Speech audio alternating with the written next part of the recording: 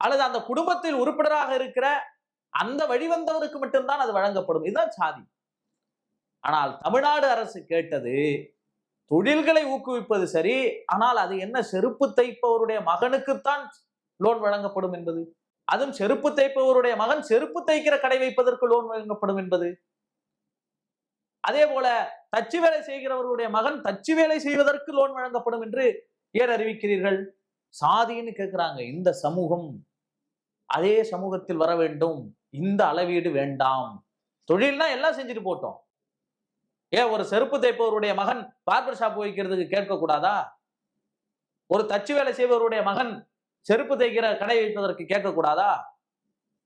அல்லது ஒரு மீன் வலைப்பின்னருடைய மகன் அவர் ஏதோ ஒரு படிச்சு இன்னொரு தொழிலை கத்துக்கிட்டு அந்த தொழில் மூலமா ஒரு பாய் நெய்கிற தொழிலை கத்துக்க கூடாதா? இப்ப தொழில்களில் அவர்கள் வேறுபடுகிறதற்கு இவர்கள் அனுமதிக்கவில்லை.